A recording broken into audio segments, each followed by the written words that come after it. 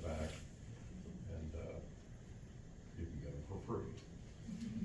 Okay, we are going to open it to questions. Yeah. Oh, no, good heavens, no. Dave, can I add something before you introduce Roxy? Yes. I think it might be helpful for people to know that a part of the clemency process, oh, by the way, hi, I'm Michelle. I just rudely walked up and started talking.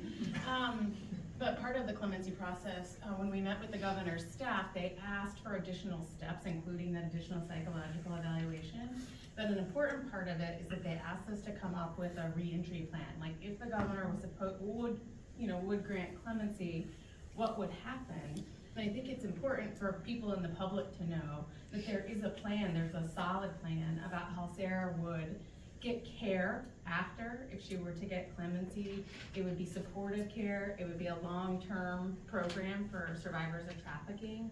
And the plan is detailed because they wouldn't let it be any other way. Like, well, if the governor were to grant clemency, who would be picking Sarah up at the front door, right? Like, they weren't messing around. They were not. And so it's like this very detailed plan that was created, including what would her mental health care be after, like what would her educational plan be, how would she pay for health care, like it was everything, which I think is an important piece of information, because like I think it's clear we have reason to believe why, what contributed to the acts, right? But I think people in the public also need to know that we're not, like it just doesn't mean Sarah's sort of out free in the world, because of course we were also concerned about her victimization still comes with vulnerability, right?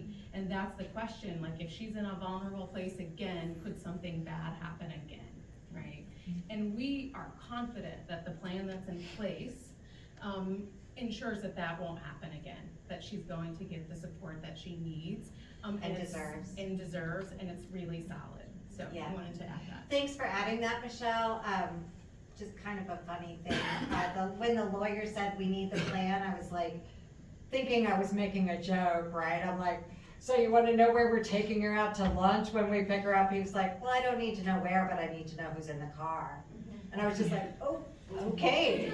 That's information I needed to know. So yeah, there is a great plan. I feel really confident for Sarah. The plan is with people that we've known for a long time and have a really good reputation in the state. So I feel confident about that as well. Thanks for bringing that up. So, one of the concerns of putting tonight together was we wanted Sarah to speak for herself. We didn't want to do all the talking for her. And so along those lines, we have a former cellmate, roomie, cubicle mate of Sarah's here tonight, and she's going to address the group. Her name is Roxy Merriman.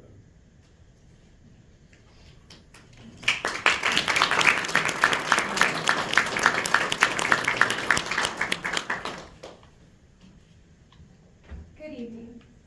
My name is Roxanne Merriman. I'm 33 years old. I live in Bourbon County, Kansas. From 2014 to 2019, I was an inmate at the Topeka Correctional Facility. I have been off parole for far more than a year now, and Sarah and I were cellmates for most of my final year at the facility. I want people to know Sarah has the purest heart of anyone I've ever met.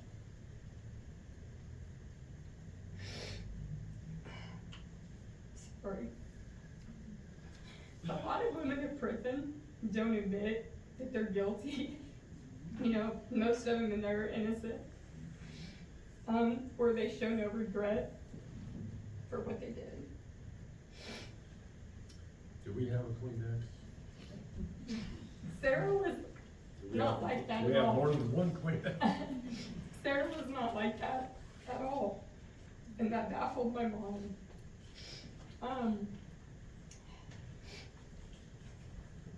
A lot of women bragged about their crimes. Sarah never did. She was sorry for what she did. She wasn't proud. She didn't brag, she didn't boast. She took full responsibility for her actions. Sarah is a very private and shy person. Very. She did not share much with me or go into much depth about her crime. She did tell me one time that the man made her do things sexually that she did not want to do, or things that also she did not want done to her. She admitted that he sexually, physically, and emotionally abused her. She told me she wanted out, and she didn't think there was any other way. She didn't know how else, she didn't know the answer to that.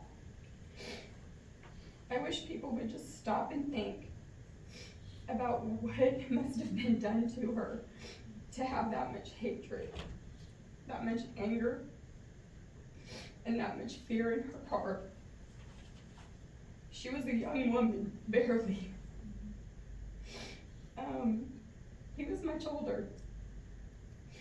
He promised her a beautiful life, and he broke every one of his promises when she was the most vulnerable. He preyed on her, he broke her, and he destroyed her, all for the sake of his own sickening pleasures. When somebody does something like what Sarah did, there has to be a really big driver in that.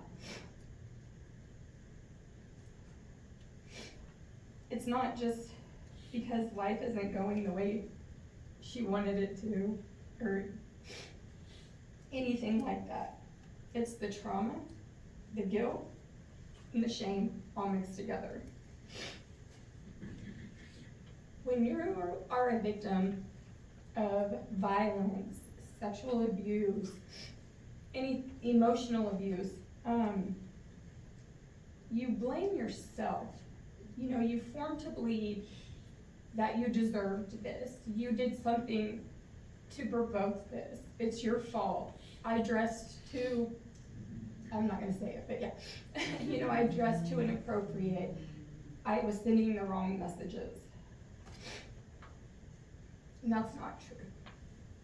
That's not true at all.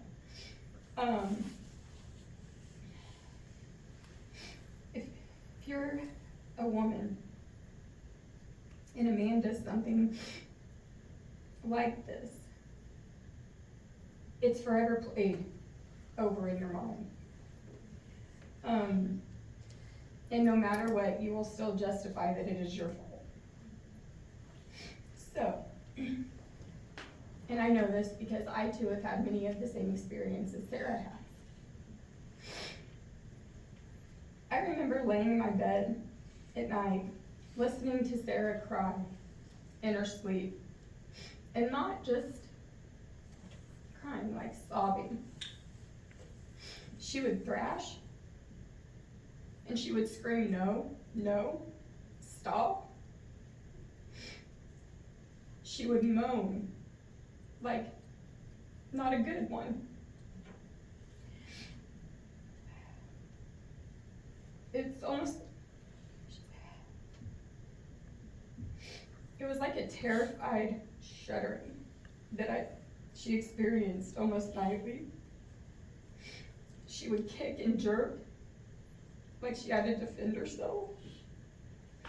And at first, I used to try to wake her up. She wouldn't wake up. This went on night after night. I finally gave up trying to wake her up because I just couldn't. But I wanted to because I didn't want her to relive that daily. Instead of people always focusing on Sarah's crime, I really wish people would put that much effort into looking into what was done to her. It had to have been horrible.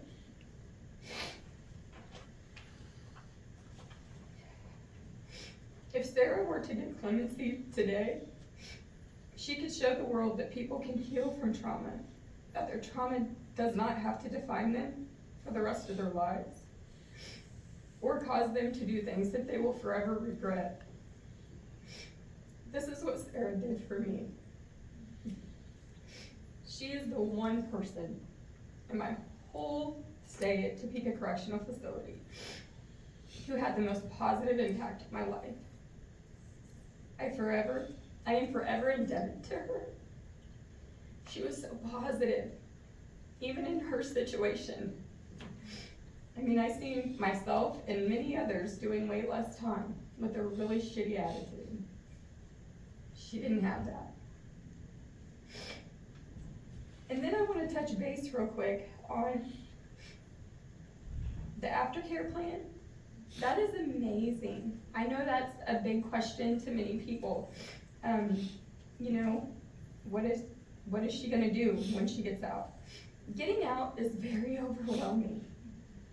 I did almost 6 years, and I couldn't even go to Walmart and purchase clothing without shaking, people approaching me. It was very overwhelming. So I think that this plan that they have created for her is beyond amazing. Like, it will benefit her in so many ways.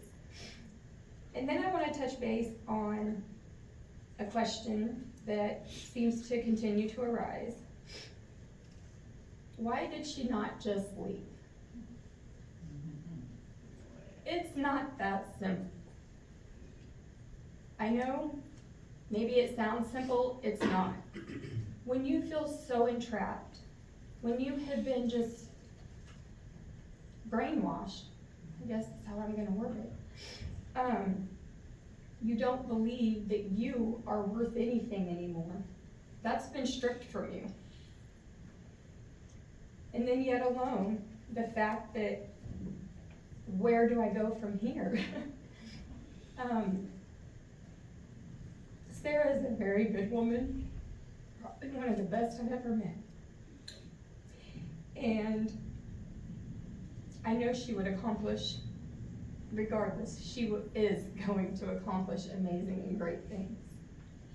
She's intelligent, very beautiful, and she has a lot of life ahead of her.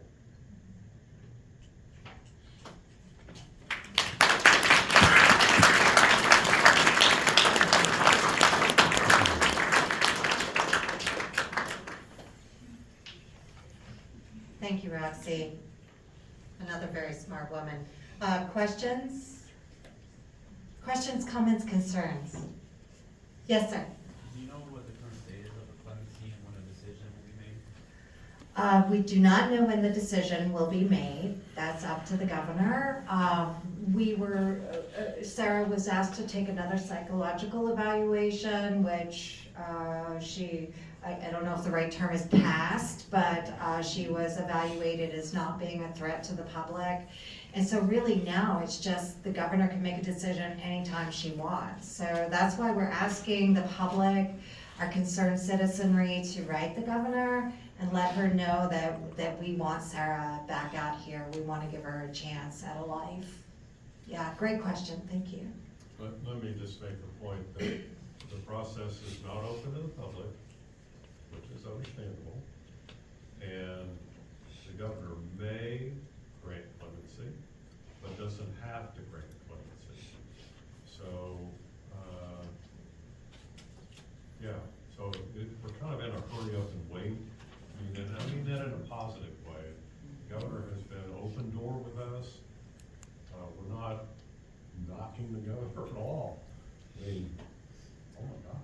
I think if I can speak for all of us, we're grateful that she's open to the possibility. We don't know what the answer will be, but she's open to exploring this, and that's part of the reason why we're asking all of y'all to write into her, that, we want her to have this opportunity.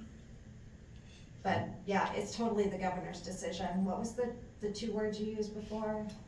Proper. And advisable? Yeah. Proper and advisable, yeah. So Sarah, would you meet with the governor, or Roxy, would you meet with the governor? Absolutely. Joy? That'll do it. I just sort of wonder, I also been a volunteer for many years at TCF and had similar experiences that you have had. It was an accident that you ran across her. You as a volunteer just went in, you gave her an opportunity to speak, you listened to her, and actually you broke rules. They don't want you doing what you did. You're not supposed to take stuff out. You're not supposed to tell people about the people that you see there, inside there. And so, I'm not saying that was wrong at all, I commend you, please don't get me wrong. But the point I'm trying to make is to find out who's sitting at TCF with 25 to life besides Sarah is a very difficult thing. Everything is against them, just as you've seen. She's not the only one there, that's all I'm gonna say. And I would encourage you to, if possible, continue. Thank you. I 100% agree with you. Actually, when we started this, one of our colleagues, Dorothy Stuckey-Howey, said, "Why Sarah? What about all the other women in prison for killing their abusers?" And right on, right? Like, this is an injustice in our system that must be addressed, and we're starting with Sarah. Yes, I'm grateful. I mean, and we see this across the country, right? Where especially women. Do you want to say something about this? Well, I wanted to say one of the things that I think is sorely missing in our criminal legal system is that the lack of contextual information about the impact of victimization. And I correlate it to, like, we have these stand your ground laws, right? That say, like, if you are being threatened, if you have to defend yourself, then that is defensible, right? You have a right to do that. And yet those circumstances rarely get applied to survivors, who are predominantly women. And I think it's because folks are looking for that moment when you are in acute danger, when your abuser is raping you, when your abuser is harming you, hitting you, whatever, as that's the time you defend yourself. That is rarely how it happens for survivors, victims and survivors. They don't feel, powerful enough to fight back in that moment often, right? And so it frequently happens that a victim or survivor has to wait until the circumstances are such in order to defend themselves, right? And that context is rarely allowed in our court system. I sent a case to Dave. It's the first one I've ever seen in like the 5,000 years I've been doing victim advocacy. It's the first one, and it just happened this year in Minnesota, where they reversed a survivor's conviction because the judge allowed it to not be self-defense, to not be defined as that immediate moment. And so I'm hoping, right, like that's a nice precedent, to think about that would be, like, that would exonerate so many women at not only Topeka Correctional Facility, but across the country. But it's just critical context that's not allowed to be considered in a lot of those processes, which I think is the larger injustice. Yeah, and if I can just tag on to that, I think one of the things is with the, I'm gonna say, increase in science, our knowledge of neurobiology of trauma is, so everything that the soft sciences have been saying about trauma is proved out in brain science, right? Like, our reactions are out of our control. Whether I fight, flight, freeze, or appease is not my decision, right? The survival brain takes over for that. And I don't think there's any place for that, or hasn't been a place for that in our justice system, that survival brain. And to Roxy's point, great point, a lot of great points, Roxy. But I appreciated that you said you also can heal from trauma, because there's just as much evidence that says not only does our brain structure and our body change because of trauma, it also changes because of healing. Yes. And so I just want to make sure folks recognize that they're, like, sometimes people will go, well, gosh, if Sarah's brain got changed by that trauma, then there's no hope, right? And that is just not the case. There's so much hope because of what can happen when somebody undergoes supportive healing, has positive connection, finds community, right? And gets treatment, so. Yeah, and the neuroscientists call that plasticity of the brain, right? So just like our brain is changed by trauma, our brain is literally changed by healing.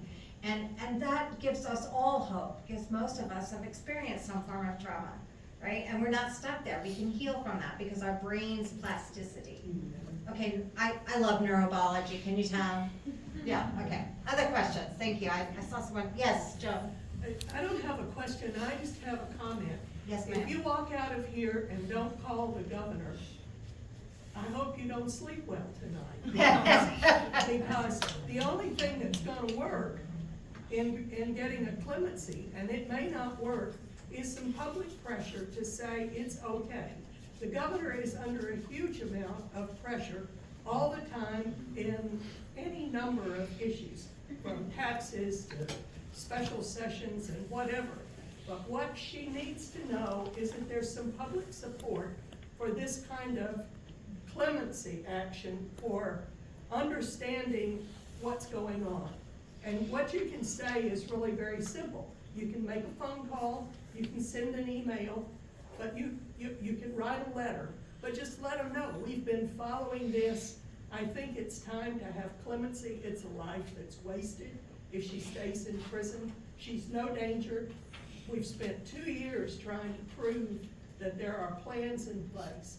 But she needs to hear not from insiders, but from regular, honest-to-God working folks that live in Topeka and Lawrence and all over the state, to just call the governor's office and tell them that you think clemency is worthwhile. Tell them you went to this program and listened. And in your opinion, this is a good thing for her to do. She just needs to know that there's support. Yeah, thank you, 100%, yeah. I'm gonna say this, I fully expected doing this presentation, and when I advertised the presentation, fully expecting to get a lot of pushback and people yelling at me and blah, blah, you know, beating me up. That has not happened. Everybody that I've talked to and said, this is what happened and this is what it looks like, has been like, oh my gosh, that child should not be in prison anymore. She deserves to get out, she's paid, you know? And so I think, I don't know the governor personally, but I suspect that she might have the same fears. And so it doesn't take too many of us sending a letter, sending an email, calling and saying, this is okay, this is what we want, to give the governor the, I don't know the right word, but the courage of conviction to grant clemency. So thank you so much for bringing that up. Just right, just do it, you can do it. We believe in you, and Sarah deserves it. So this is not a downer, but when you call the governor's office, you'll get a machine and leave a message. No, and I totally agree. And to echo Joan's point is, leave a message. Yeah. I just hate those things, and so I don't leave a message. But I'm encouraging you to leave a message. Because she'll get those, right? Okay, someone in the back. Well, Here. just real quick, the other thing is just write a sentence and say, I suppose, you know, if you're not a writer and you think, you know, God, I don't know what to say, just say, I support clemency and send it to her. For Sarah. Yeah, perfect. Yes. Hi, thank you for having this tonight. Do you have a plan? Could you have a plan? Or do you have one to collect and know how many people are calling the governor or writing to the governor? Or how can you publicize that? Because if I go home and I realize that after tonight, 100 of you did, then I'm more likely to as well. Does that make sense? So Yeah, that's a how do great you point. Kind of collect this. I think we don't know who calls and writes the governor, but we've had a lot of support from our media in both Lawrence and here, and I think that maybe you saw the story in the Lawrence Times today? Yeah, Okay. I'm gonna develop a plan right here on the spot. All right, make a because plan. My communications coordinator is standing right next to me, and I think he could collect this information, and so can we edit and put our email information? Yeah, I'm sure you can.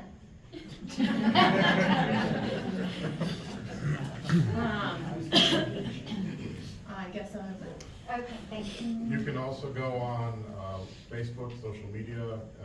We have the KCSTV Facebook page. You can message us and let us know. We'll put a post up with the details of how to send in the information to the governor's office. If you want to comment because you did it, if you want to share that around, anything you can do to encourage it, and we will do our best, working with Dave and everyone to see what they can get going. But thank you for the suggestion. That's a great idea. Piece for networking, I will link to it if you do it. Sure. And may I encourage you to put it on your social media and telephone tree all your buddies and say, hey, this is a young woman, a girl really. She's a baby, y'all. She's 19 years old when this happened. She's a baby. Anybody have 19-year-olds? Right, they're babies, really.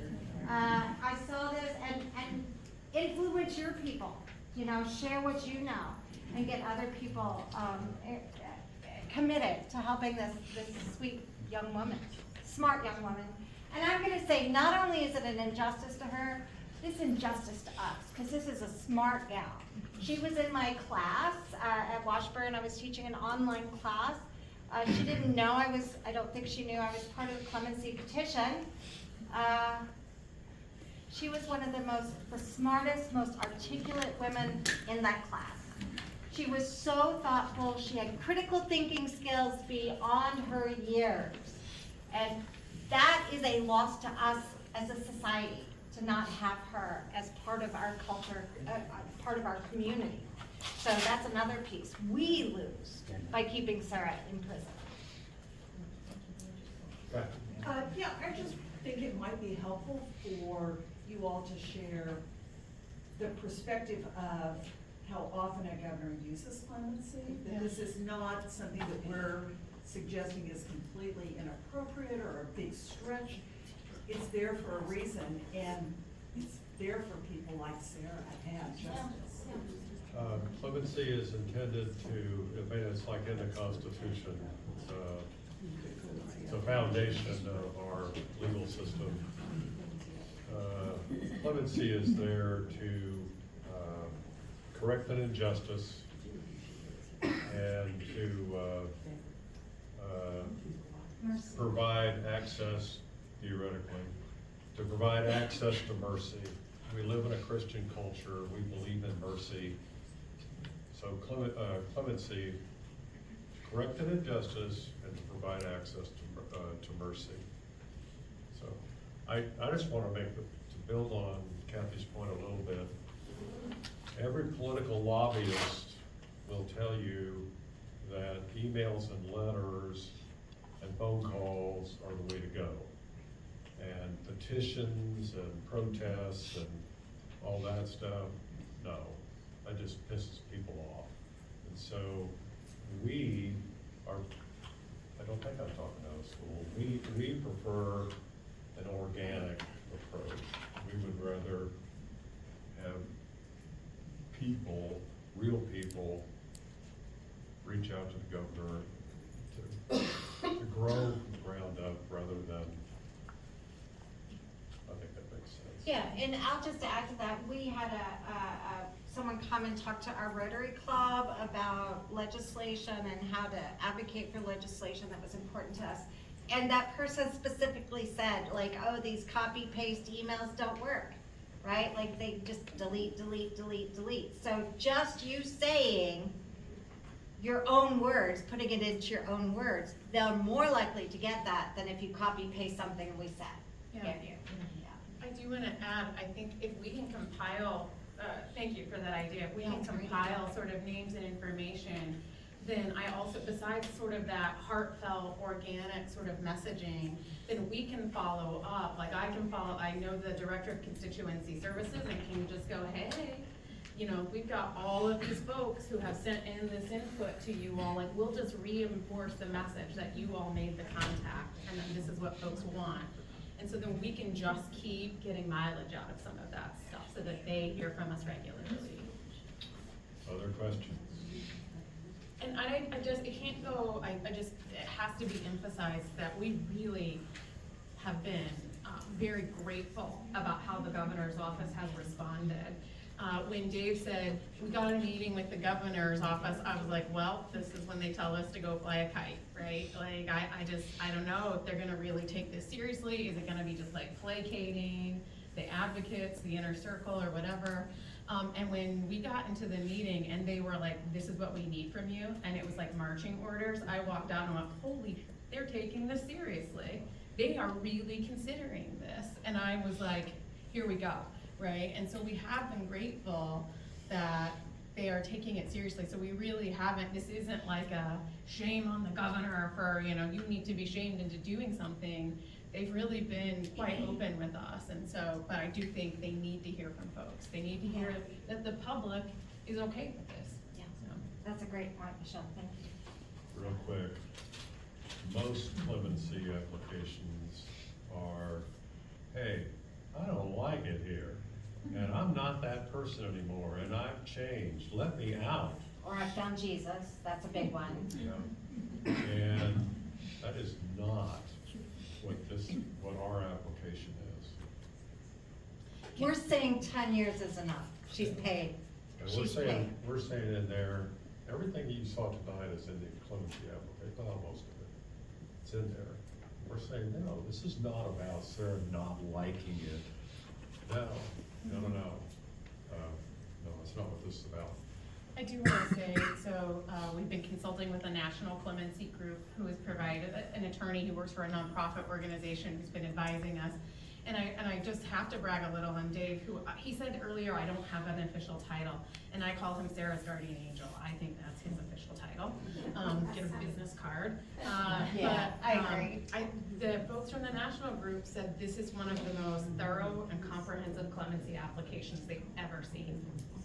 And they're working with folks all across the country.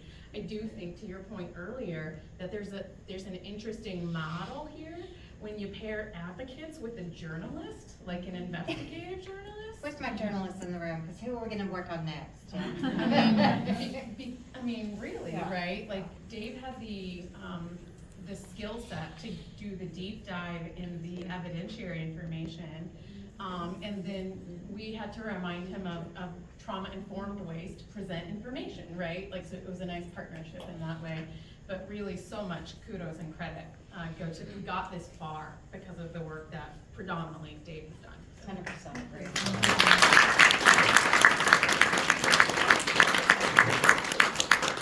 On Friday, let's see, on Friday,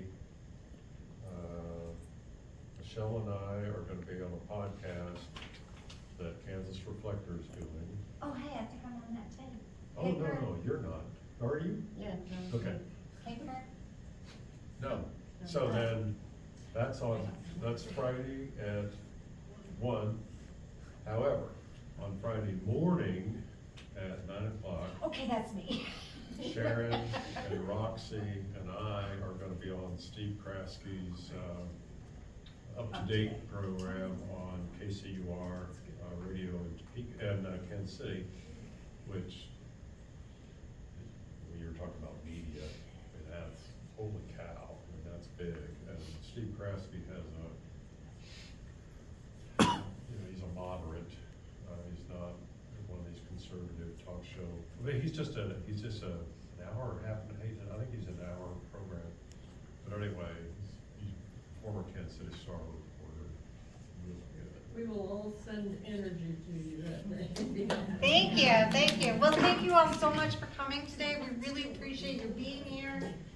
If you have questions for any of the 5 of us, please come on up. Otherwise, we're gonna call it for the night. Please contact the governor, contact the